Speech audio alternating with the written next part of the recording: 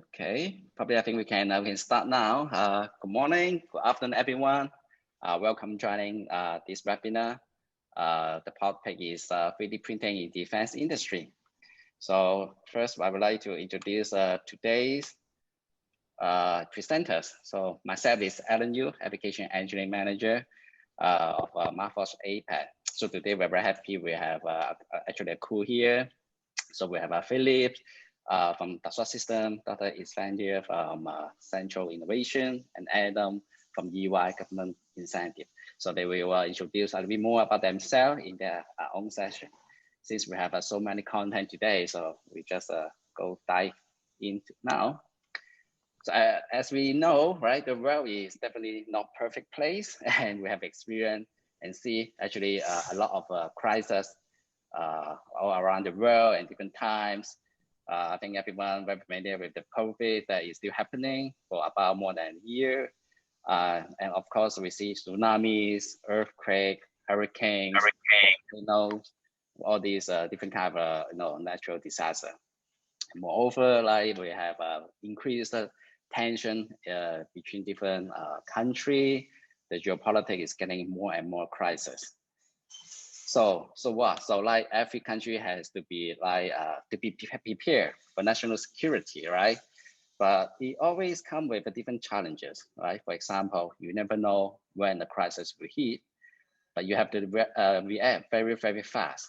But the supply chain, as we experienced in the last couple of months, is not as resilient as we want.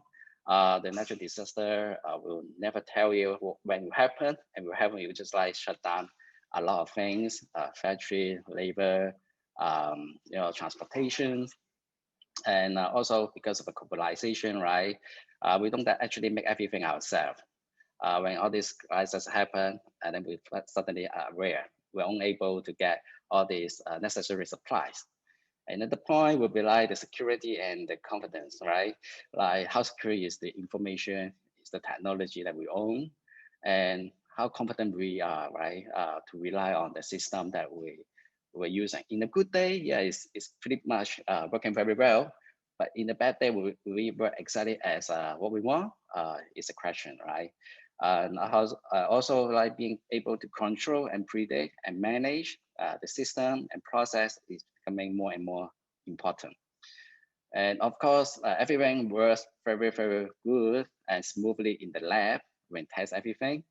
But how about we deploying all these technology and items in the field, right? How flexible and portable our technology is, and are they functional as what we want? Are they strong enough and workable in the field? It's also a very, very big area that we need to explore. So today I would like to talk about the supply chain optimization, and also the next gen software. That software is not something we cannot omit today. So what is the next gen software look like? And definitely about the digital manufacturing, that 3D printing is definitely a very strong area. So first I would like to just show some of the cases of existing customer, how they deal with their supply chain challenge. So here is a Project Diamond, which is actually an initiative started from Michigan State in US.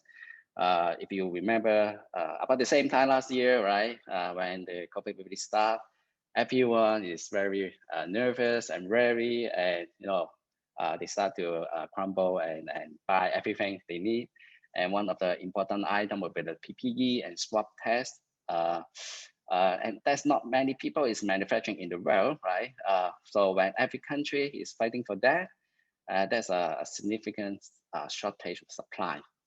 So because of that experience, so Michigan State have a different thought. They think they need to do something different, where they come with this Project Diamond, which means they want to do a very distributed, independent, agile manufacturing on-demand project. So in this project, basically they distribute a piece of hardware. In this case, is Marforce printer and system to 300 local factory and manufacturer. So every one of them is independent. They in a day-to-day job, they can actually use this piece of hardware to do to print anything that they need for their business. right? So in a good day, they can use this piece of hardware that provided by the government to do whatever they want, right? Which is they gain value from there. However, if there's a need from the state that, hey, I need to print a PPE immediately to to deal with some of the sudden requests. So the state will be able to push a button, and all these 300 factory will use that piece of hardware to print whatever item the government need. And they're very confident in this system because like Martha's printer is so stable and reliable, so they know there will be always manufacturing power ready to use, and you can make any geometry in any time, in any quantity. So they can get rid of a traditional supply chain of like sourcing the material, finding a manufacturer, and then the logistic and all that, which is a very headache problem that experienced in last year. And then we have this US Marine Corps. So basically this is a site in Okinawa in Japan. So Okinawa is the middle of the ocean, if you know, so far away from all these major cities. So they always have this problem of getting items and parts and components to Okinawa to surface, to maintain all these valuable aircraft, expensive machine. So they also invest in our Metal X system. So this is how they do, right? So first, they will get a design. Maybe they make it by themselves. Maybe they get it from the supplier or from US mainland. And then they will be able to print, right, using our Metal X in the site in Okinawa. This is with a green part that created by the printer. And then the next step will be ready to buy all these binding material to make the part become a brown part. So after they have a brown part, they'll be able to put it into a sinter. After about a day, the sintering process will be able to fuse all these metal particle in the real solid metal part.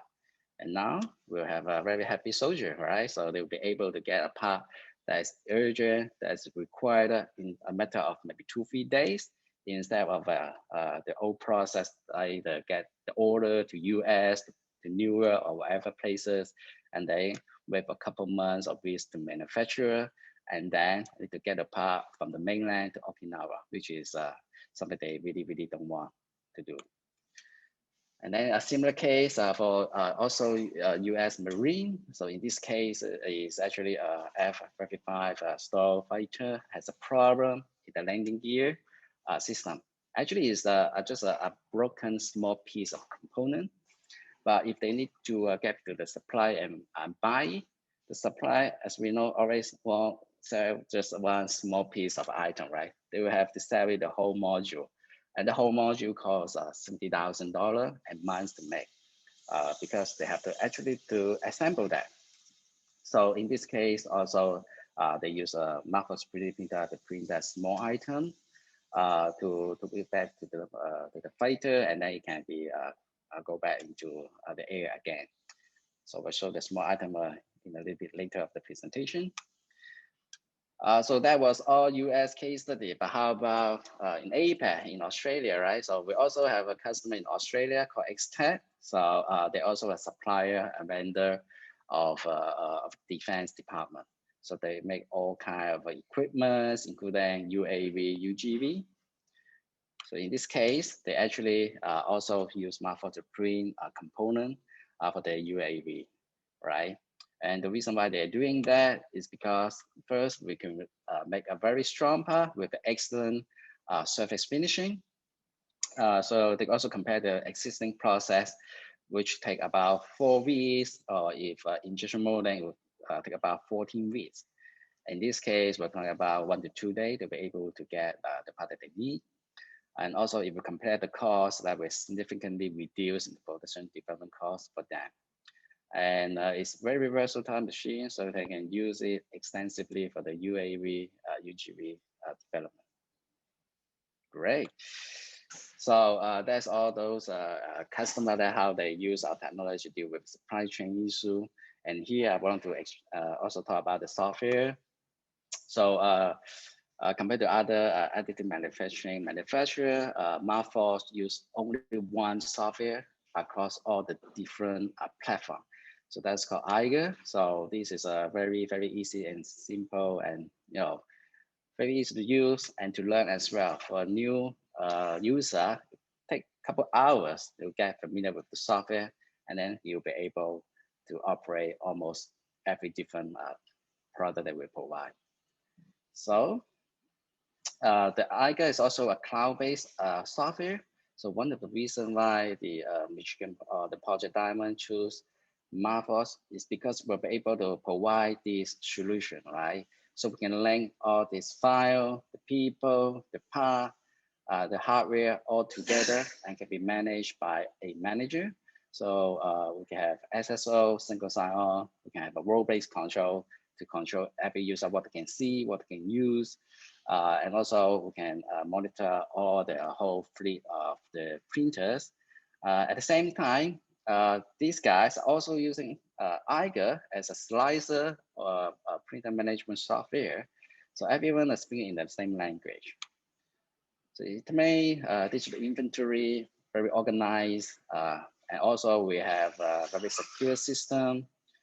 So we're actually the first additive manufacturer are getting this ISO 27001 certification. So this is a very, if you're in the IT industry, you will be very familiar with that because like all the cloud solution company are getting this certification as well. And we've got it like more than a year. So you can see the issue date is actually 2019. But we understand, right, for this advanced customer, right, cloud internet is not always the best choice for some very sensitive confidential thing. They also want to have a like completely offline.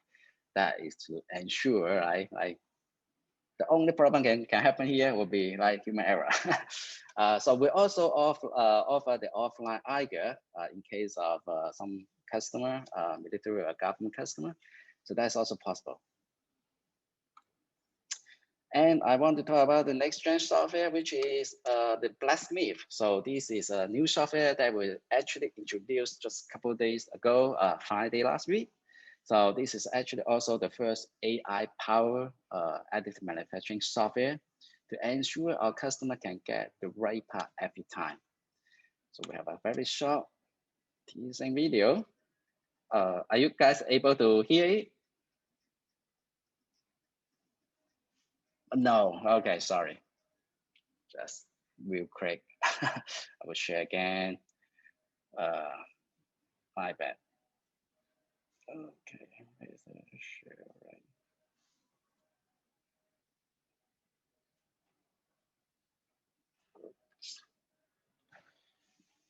Right.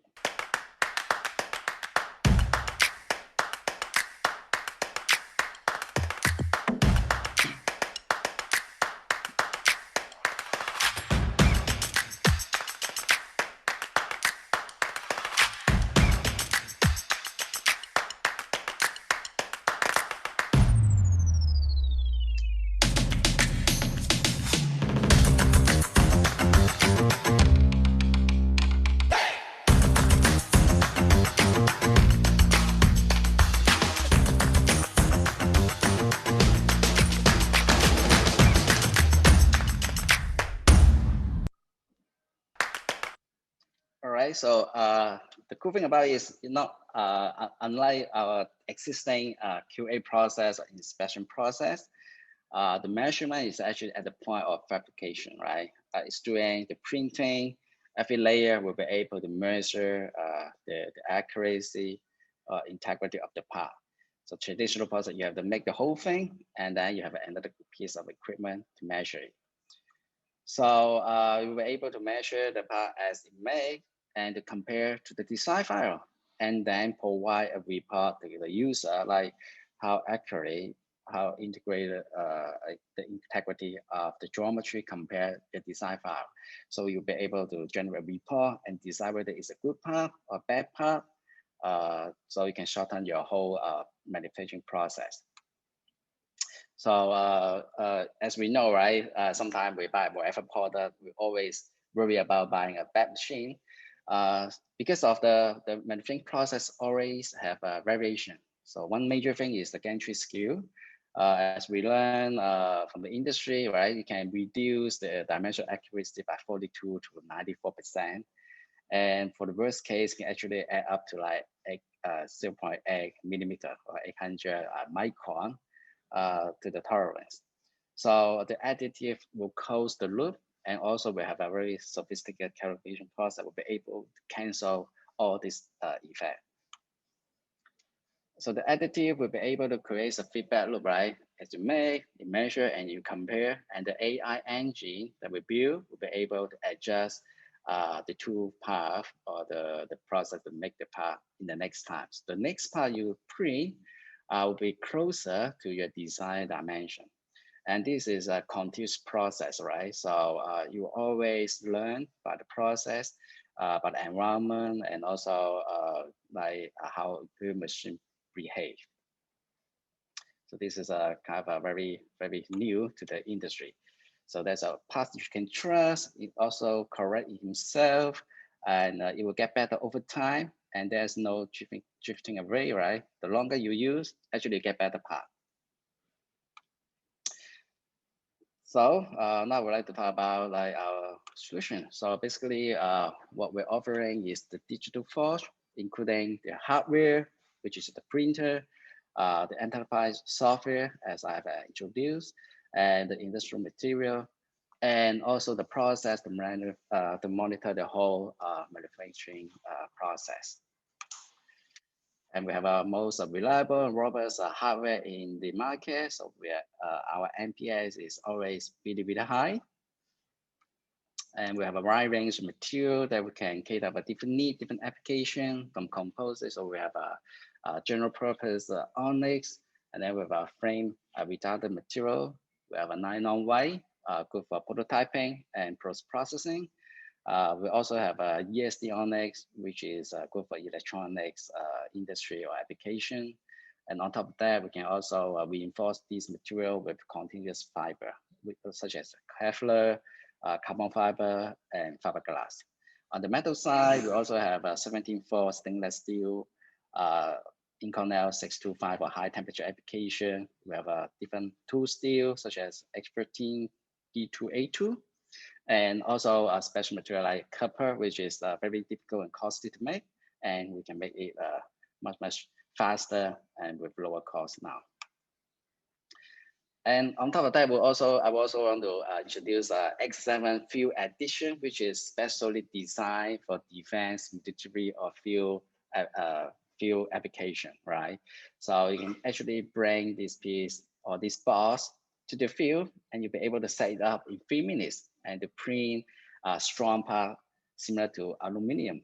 And you also can enable it with a blacksmith to make sure every time you get the right part, the chamber is pretty big that can fit most of the requirement.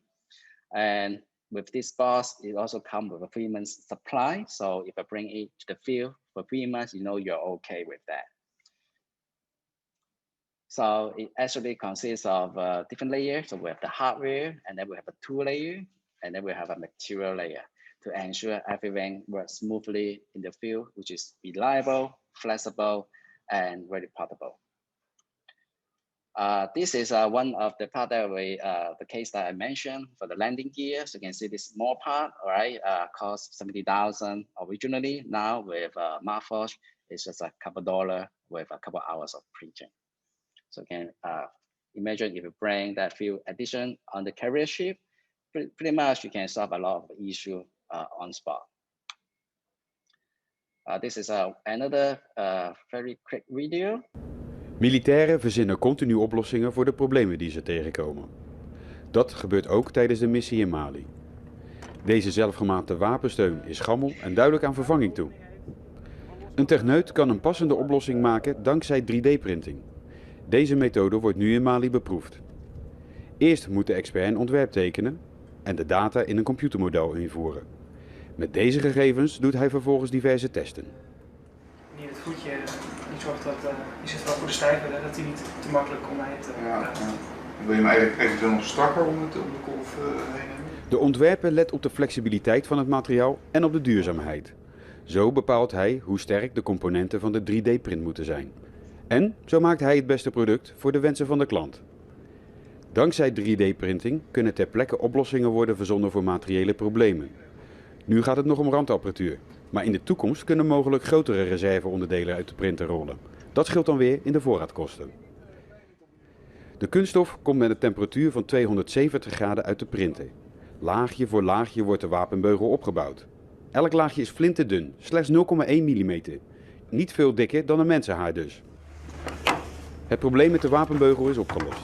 De eerste ervaringen met de testopstelling zijn veelbelovend. 3D-printing lijkt een mooie toekomst te hebben binnen Defensie. Leuk man.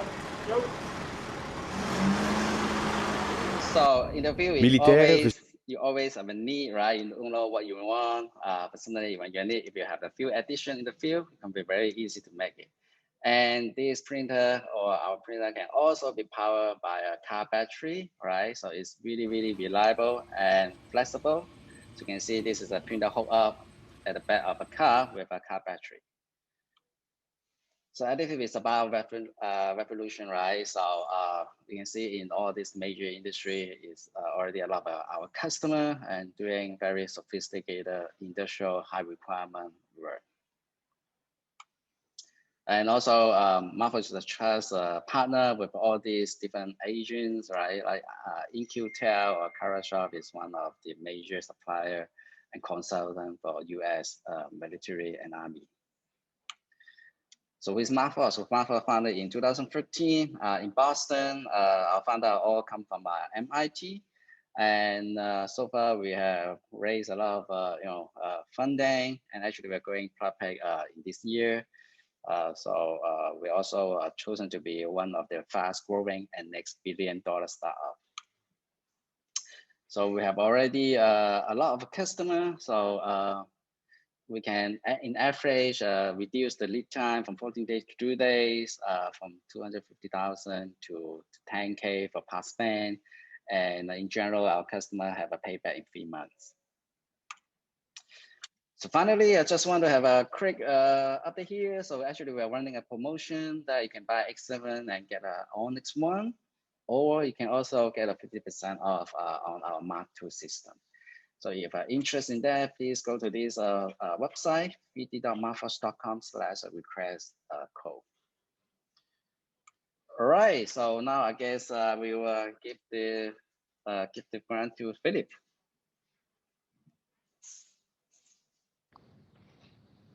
Many thanks, Alan, and fantastic to see the journey that Mark Forged has been on and the achievements and improvements you have been able to deliver to the industry while using some of the technology and the principles that I will be talking about. So thanks for making a difference and thanks for being a great customer.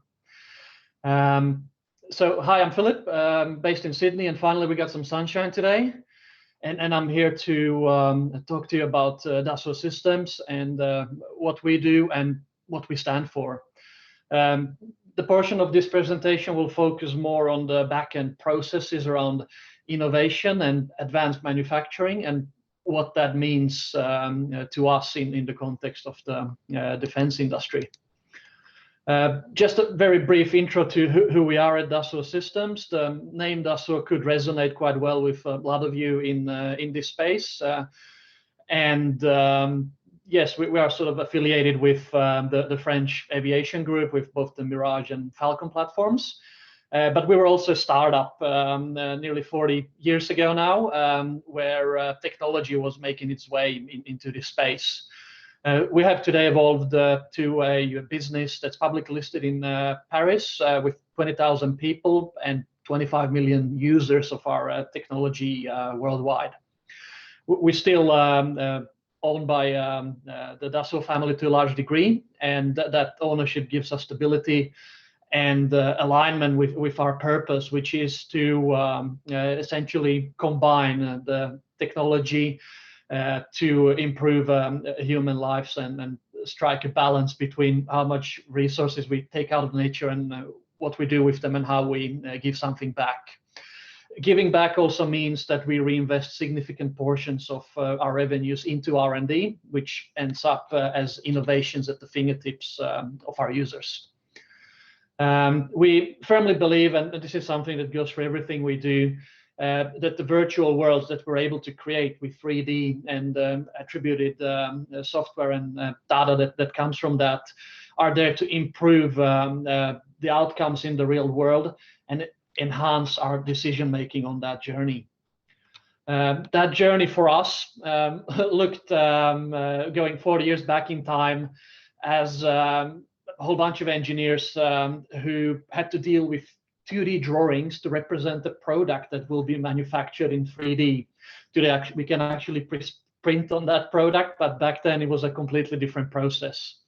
So they got together and they asked the question, what if we actually had a software we could draw immediately in 3D the same way as we're thinking and will be manufacturing? That had legs and evolved into 3D models of entire systems, such as the Boeings of our world, and Boeing is still a very important customer of ours today. That worked too, and we had multiple disciplines of engineers collaborating on virtual twins of products like airplanes. And the next step in that evolution was to deploy this technology into the manufacturing processes themselves. So to use 3D to optimize a flow in a factory, as well as all the equipment that was going there, and optimizing the performance of that equipment. That had a massive impact on the supply chains, and 3D data and scientific models of supply chains were born. You'll be very happy to hear this, Alan, but we did also develop an entire 3D model of a city, Singapore, where we're able to scale this technology to simulate processes that are happening in your city-state today. And finally, the pandemic we faced last year did also push us to innovate even further and to deploy this technology into ways to enhance the processes in the human body, as well as devices and anything else that can enhance and help humans to better outcomes and improved harmony in the way they interact with products or with the nature itself. Amazing journey, but if we are to break it down into some tangibles and a recipe to success and to transform, I would start with this picture that we refer to as the compass. It consists of 4 disciplines, and starting in the left, the first and most important discipline that's been with us for the longest is 3D modeling, to represent the object, the product we will be manufacturing and scrutinizing in 3D. Because that gives us a way more holistic view of what the product will look like. The second discipline is validation or simulation, to really scrutinize the performance criteria and requirements of that product. The third discipline is then the data we can derive from that for instant decision making, but also historical and sequential decision making to identify trends. And the last one at the top is the social and collaborative aspects, to develop processes and to digitize these processes in how individuals should interact, hand information over to each others, and participate in both the unstructured innovation and structured collaboration processes. So these 4 pillars are what we believe key to make digital transformation a success and a key differentiator in your business. If we then look into the manufacturing context as a holistic industry today, there's a couple of parameters driving this. It's the speed, it's the cost, and the quality that always have to come together to deliver a desired outcome for your customer and for the product you are trying to manufacture. There's a number of principles. We're not limited to any. But what we believe is by putting these technologies together and getting them to work for you, you can accelerate that journey and deliver better outcomes for your customer faster. We spent some time talking to some of our customers in the manufacturing space in Australia last year, and we tried to understand what's holding them back for doing more work in the defense manufacturing or just in the industry they're presenting today. And it was the cost attributed to innovation in terms of amounts of prototypes and retooling. It were the specifications that are unique for the defense industry, and again, the costs attributed to that. It was data that was living in silos and whiteboards, in papers. And it was a lot of times manual processes that required people to go and do things manually rather than having all of that in one place and then being able to work with that data instantly and as a next step predictively. Our answer to that today is to, if we just represent as this situation with the process we have on top, a very manual and serial process, to start doing things in parallel and to empower the engineers with more capabilities at their fingertips. That allows them to reduce cost in amount of prototypes they have to get made until a product actually hits a performance mark. That also means that they are more flexible and agile on the product runs when it comes to tooling. And all that is driven by integrating a number of disciplines and allowing them to work in parallel. At the end, it means that they are able to get the outcome out the door faster and ideally to a lesser cost as well once they master all these tools and this new way of thinking. A lot of that thanks to centralized data and informed decision-making based on that data. We went and looked at where this has worked relevant to our industry today. And just happy to share some of the feedback we've had from the customers who utilize these methods, that being radar systems manufacturers, MRO and aftermarket equipment manufacturers for the airborne platforms, various OEMs and suppliers of subsystems that we're looking at complying with the constantly moving criteria in the defense industry, or even primes who had to deliver on tough specifications and tight budgets on existing platforms out there. And we've even had the parts designed on our technology and validated on our technology that ended up in the previous Mars missions in the rovers there. So in summary, we've definitely learned that the manufacturing industry today worldwide and in Australia is way more advanced than its reputation perhaps sometimes tells us. Efficiency is not just about working harder and faster, but also being agile and flexible and being diverse enough to take on various types of work. And digital transformation has proven to improve the bottom line and contribution to the operational excellence that everybody's chasing to remain relevant and in business. And integrating of various disciplines, the design, the validation and simulation and manufacturing disciplines in one place, and trying to do things digitally before they're done on the shop floor helps to getting things done right the first time, shaving off cost and time on schedule. So that's the stage I wanted to set with today and brief you a little bit more about what we do here at Dassault Systems. So thank you for this opportunity to address you, and I'll pass the mic on to the next speaker.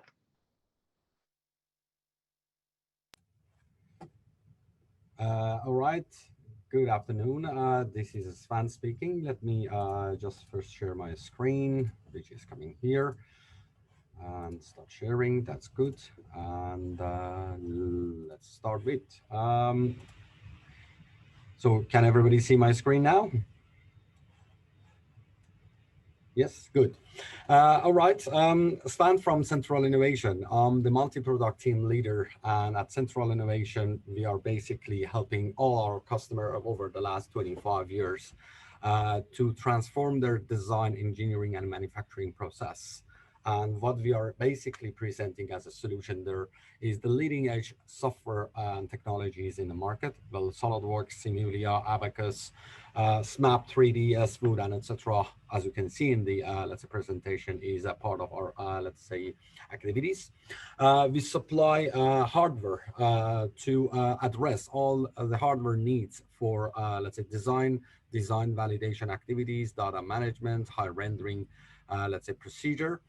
We're designing a special ERP system connection for, let's say, bridging between your, let's say, data, manufacturing data to the ordering system and your CRM. And obviously, we are the register RTOs with the, let's say, center of, let's say, training, having a big list of qualified people, and have the list ready for any sort of industry. Variety of industries, including aerospace, including defense, including manufacturing, high-tech technology has been, let's say, interacting with us for, let's say, the last 25 years. And specifically, we're talking about the defense sector. Most of the well-known established, let's say, sectors in Australia and New Zealand are basically our clients, and we have a day-to-day sort of interaction and operation and support with them. You can see Boeing, TELUS, UGL, X-Tech specifically as a very recent interaction for getting the, let's say, composite design, composite validation, and obviously geometry optimization for them.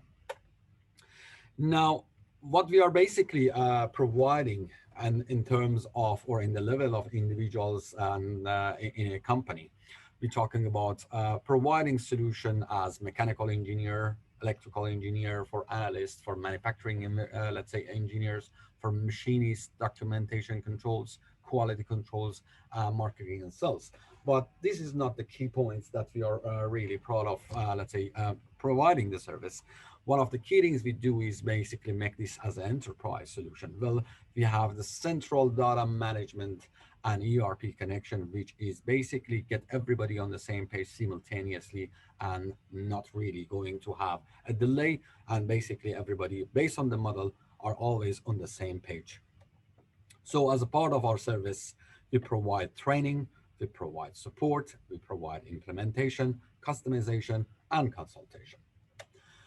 Now, apart from the portfolio from the CI group, what I would like to, let's say, specifically focus today is, let's say, our software pillar, which is a very direct, let's say, support from, let's say, DS and DS solution in Simulia simulation technology. And then I will definitely narrow it down to go for additive manufacturing and optimization for topology. So basically with the Simulia product range, we are enable any companies to solve any simulation, let's say, requirements. It's going to, let's say, automotive industry with PLM, or renewable, let's say, energy sector, aeronautics, medical, and life science. Well, if we look at the portfolio on the Simulia side, we have a variety of different solutions. As you can see, we have the Abacus Unified FEA product suites, offer, let's say, powerful and complete solution for both routine and sophisticated engineering problem, covering a vast spectrum of industrial application. If we're looking at the, let's say, optimization, we're looking at the leading technology for structural optimization and flow optimization, both with Tosca structure and Tosca fluid. So this is going to be my next focus and specific focus for, let's say, case study presentation today, and see how this bring, let's say, an essential part of the puzzle for an additive manufacturing and 3D printing to the point. Talking about FESAFE, which is a technical leader in a fatigue analysis software for finite element models, and is capable of meeting its user most demanding applications. And the other end, we have EyeSight and Simulia execution engine, which formerly known as a Flipper, for design automation and design exploration. So we're talking about a very complete portfolio for design validation stage and getting the optimization down the track. So looking at the actual multiphysic, we are claiming that there is a, let's say, simulation tool or simulation concept for product, nature, and life. So looking at multiphysics, we're talking about thermal, fluids, electromagnetics, structure, and solids. Or if we're looking at the domains, we're talking about chemical, bios, or geophysics. And all of this is going to be addressed from the very primary stage with SolidWorks simulation solution, go to more advanced, let's say, application with Abacus range, and with going to EyeSight or Tosca for optimization and process designing. And obviously, on a very top end for the CFD studies, we're talking about flow simulation or Xflow or PowerFlow.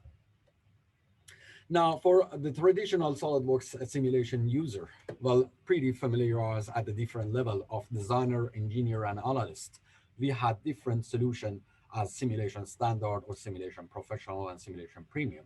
Now, a pretty good news is we have an overlap with the Simulia product there. And we're talking about structural simulation designer, which is a hybrid role for both designer and engineers. For designer and analyst, there is a structural simulation engineer role, and we have a structural simulation analyst for all analysis. So basically, we're talking about, again, a very high advanced collaborative tool, which can basically cover most of the FEA requirements at the initial stage or a prerequisite to any sort of optimization. We're talking about Abacus implicit, nonlinear static, or implicit dynamic as a part of the structural performance engineer, and we're adding the explicit solvers when it's coming to structural mechanics engineer, with the possibility of material calibration and geometry simplification here. So a full coverage from a structural designer for a very low, let's say, type of activities in industry to a very advanced FEA simulation on the structural mechanical engineer.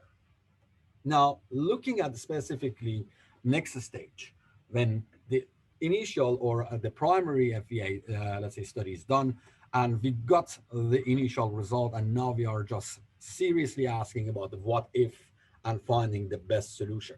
So instead of having a manual, let's say, attempts, we have to have a system in place or a tooling system that can guide us to the next level. So one of these tools are basically Simulia Tosca Structure, a leading technology for rapid and reliable design of lightweight, rigid, and durable components and systems. It's a modular software system for non-parametric structural optimization. And one of the great things about that as an optimization suite, it can work with any FEA software in the market. So regardless of if you are an Abacus user or ANSYS user or MSc Nastran user or any other thing, let's say preprocessor on the CAE side, it can be joined and it can take the input and it can export again the optimized shape for post-processing. You can see it is talking about structure topology, Tosca structure for sizing, Tosca structure for shapes, and also Tosca structure for beads. On the fluid side, again, we have a leading and unique optimization modular software for non-parametric fluid flow optimization. Simply, it is enabled topology optimization with industry, let's say, standard computational fluid dynamic solvers, including Fluent, Star CCM, SolidWorks Flow Simulation, and basically it has a very powerful graphical user interface to easy post-processing and geometry generation of optimized design proposal. So starting from a design space, looking at your initial FEA result, bring it to the optimized design and get the finalized optimized shape out of the Tosca fluid. So as I said, one of the key advantage of getting the integration of Simulia Tosca structure is the possibility of having any CAE post-processing initial result, which is coming from FEA software. So either it's fully integrated Abacus CAE, ANSYS, ANSA, FEMAP, Hypermesh, Medina, Patrans, and Siemens, we can have the result of that FEA, bring it to the CAE solver to the optimization with Tosca, and obviously the optimized shape, which is again re-exported to any of this post-processor here. So for you as a user, if you're talking about additive manufacturing and getting the optimized shape or arbitrary shape or organic shape of your design to be printed later on, the very important step, regardless of what design validation tool you are using, Tosca can easily communicate. And these are a very good example. So you can see the add-ons and the, let's say, screenshots when we're talking about the integration of Tosca with Abacus, with ANSA here, with the extension for ANSYS Workbench. And that simply means whatever your actual FEA system, there is no problem to have this topology optimization before your additive manufacturing from Tosca, and it's all the full capabilities here. So the procedure and a bit more of a, let's say, magnifying glass on the optimization module with Abacus CAE. The procedure is starting with integrated graphical user interface for Tosca and Abacus. So we are basically FEA authoring, do the FEA analysis, do the FEA post-processing, go to the, let's say, Tosca, get the optimization, run the optimization, find the optimized geometry. And that is fully integrated to Abacus solver. So author, run, and post-process FEA as well as optimized job. It is all happening under the same roof, fully integrated. Now, pretty important to know what sort of, let's say, task we can take in any optimization.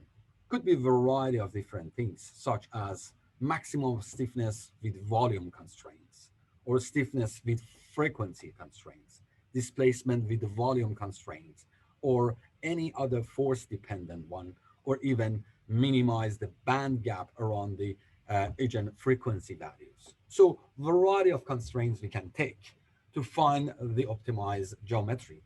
Or if you're looking at the possibility of manufacturing, either with a 3D printer or traditional way of manufacturing, we're talking about the constraints coming from there, like freezing of subdomains, minimum or maximum member size, casting restrictions, symmetries, and etc. All of this is going to be considered as a part of Tosca structured topology optimization.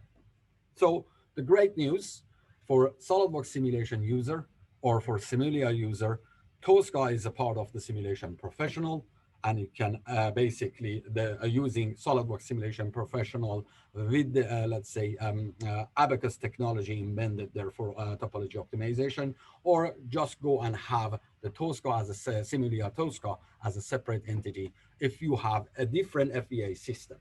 Now for today, I would like to present the case study, a hood hinge mechanism with generic crack part design.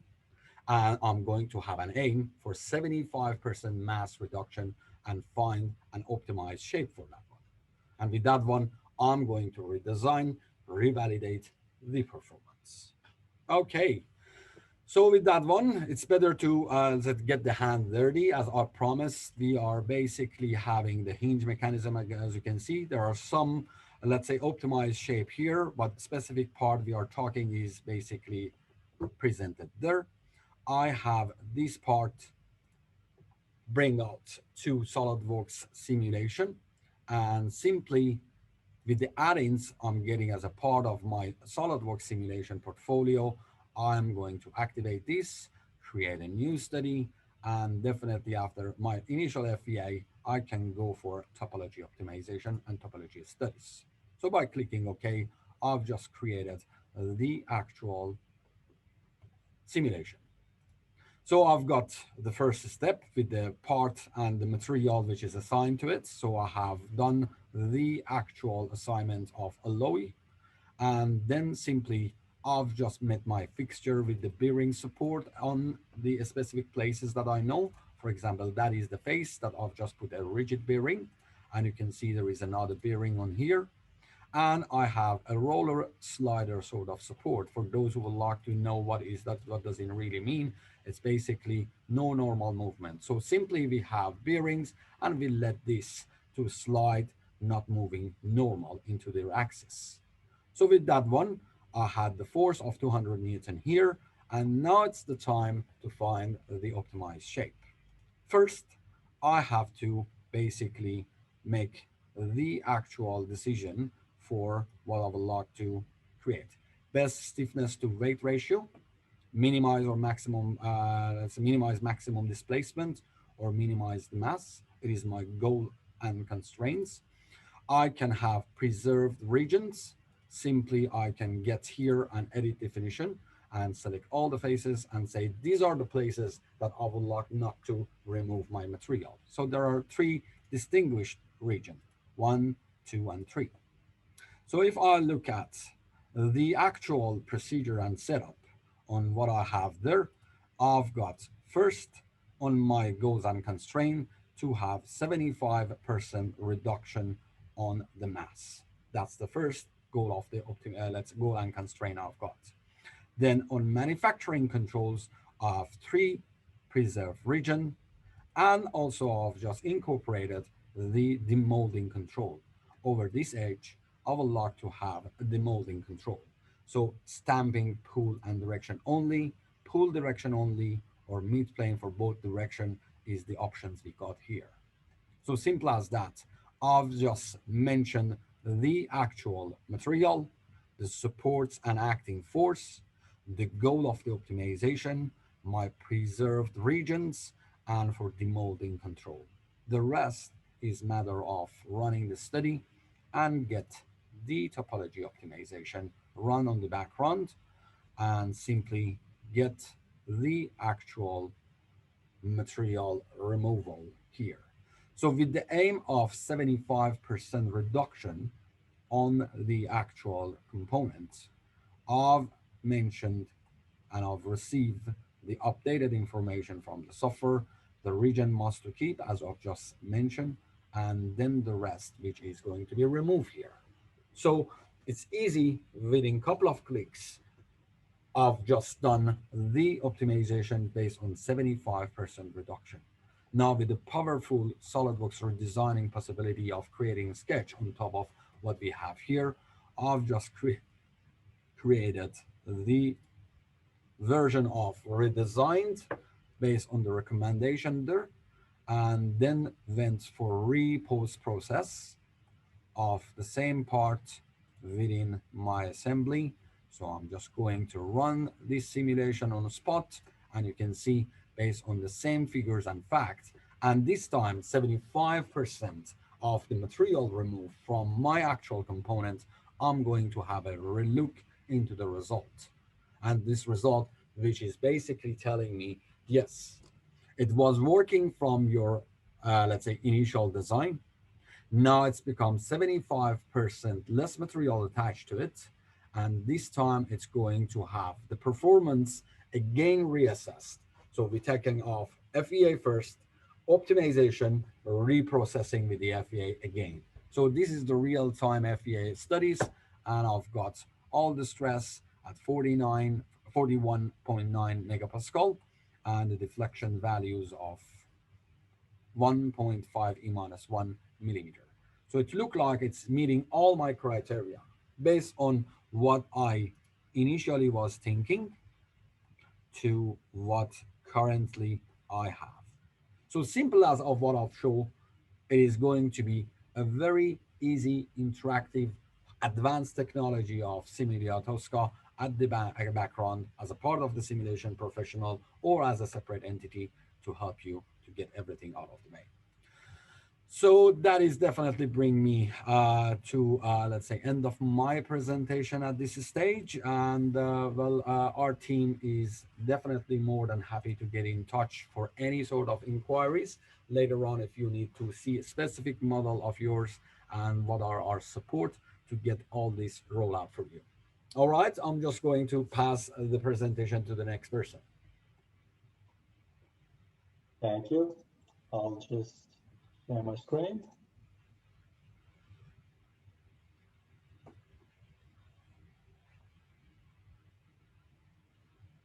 Okay, hopefully everyone can see that. Okay, so my name's Adam. I'm from EY in the government incentives team, and today I want to talk to you about opportunities which are available in the government funding landscape in Australia, which relate specifically to the defence industry. So we're looking at ways you can align projects in your pipeline with potential sources of funding. And while there are thousands of funding opportunities out there, today I really just want to focus on one specific area, and that is the Modern Manufacturing Initiative. So this is $1.3 billion worth of funding. It's split across 6 national manufacturing priorities, one of which is the defence industry. And this funding is split across 3 different streams, as you can see on the screen there.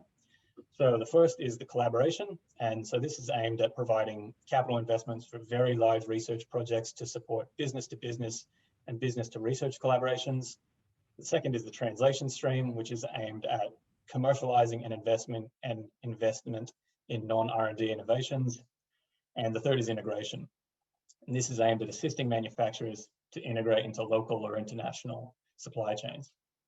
So for each of the national manufacturing priorities that I've mentioned, when funding is opened, a priority roadmap will be released.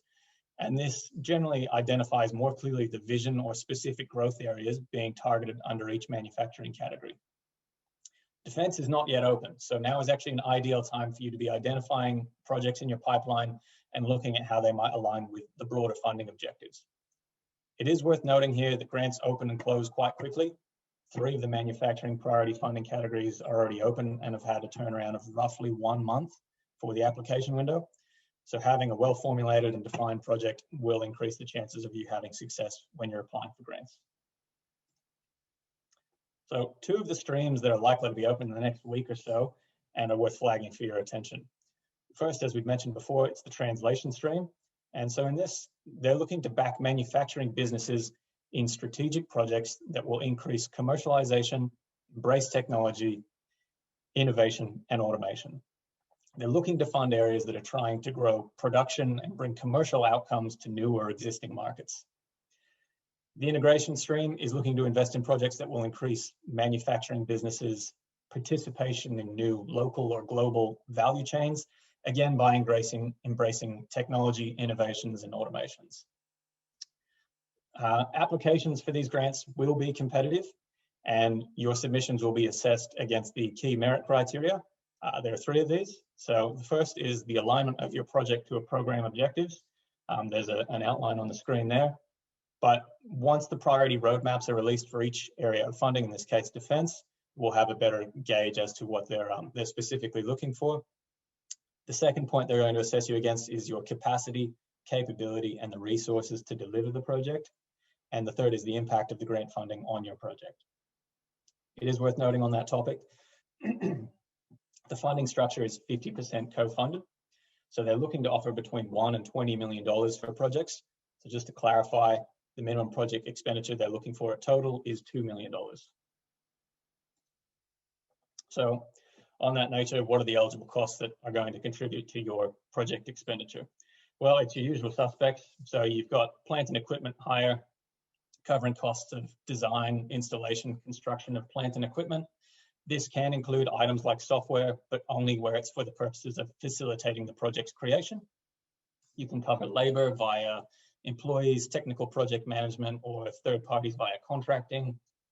You can also cover prototyping, where you're constructing something to prove that it's a commercially viable product, as well as the IP patenting or acquisition process, and then a smattering of others, such as domestic or overseas travel, building modifications, staff training, that kind of thing. If the streams that I've mentioned in the MMI don't necessarily align to your projects, there are other funding opportunities which are available and can be explored. Some of the examples here on the screen. The first being the Sovereign Industrial Capability Priority Grant. So this is funding capital investment for projects which align with the Defense Industrial Capability Plan in 2018, slightly smaller gauges for funding. The Defense Global Competitiveness Grant. So this is funding towards new or expanded defense export opportunities. There's also a range of state-based job creation programs, or you can consider leveraging a non-grant source of funding via the R&D tax incentive. So you're getting a tax offset instead of getting the money up front for an upcoming project. Please be aware that these are just a snapshot of funding opportunities which are currently open. The landscape changes frequently, and aligning your projects to funding sources is an important part of getting any success out of grant applications. It is worth noting these funding opportunities listed are Australian-based only. If you're joining the webinar and you're not based in Australia and you'd still like to discuss potential funding, please reach out to me. I can leverage EY's global network and we can connect you with someone in your local area. If you have a project that you think might align to any of the funding opportunities listed and you want any assistance in scoping or preparing your application, please reach out to me. I'm more than happy to talk through and explore this with you. I believe that brings us to the end of our presentation. So there's the key contact details for anyone if you are interested in reaching out to us. Otherwise, I think we're going to question time. Thank you. Alan, back to you, I think. Yes. Thanks everyone. Very rich and very good content. So I see there's a lot of questions, but most of it has been answered. But we'll pick a couple one. So that's the answer for the expander. Can simulate the electron transfer in electrolyte process.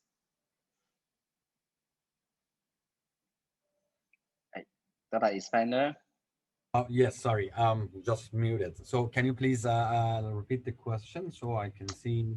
All right, can simulate the electron transfer in electronics procedure? As far as I know, we are not going to the quantum level yet, but it's a matter of definitely getting checked later on, and more than happy to get back to you on this one. But this is up to my knowledge. The quantum level is something that we are not really reaching yet. Okay, so there's a question about the aircraft part that I share. So the testing and certification of the end use, how was that accomplished? So basically, yeah, so aircraft part is kind of a bit complicated. So in US Army, they actually have a division or kind of group of people to approve all the or each new 3D printed part. That's called Marine System Command. So they have their own process to do that. I'm not sure how it was done in Australia, but that is a very interesting question. I believe we can take a little bit more. There's another question about 3D printing technology in order to produce a hyper elastic material. It depends on how elastic you want, right? So for example, the onyx material that we have is pretty elastic as well. It's kind of flexible, but I would suggest you to reach out to our team or myself so we can understand better of your question and requirement. All right, so let's see.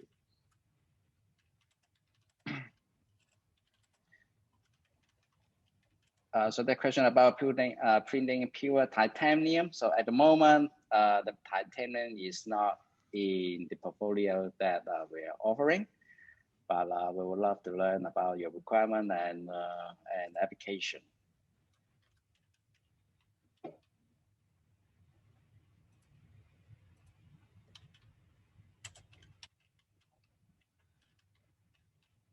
So of course, that's a question about if this is possible to view the presentation again. So actually we are doing the recording, so we will distribute the recording after this. So Ria, we will send an email to all the participants, right? Yes, I will. Yeah. All right.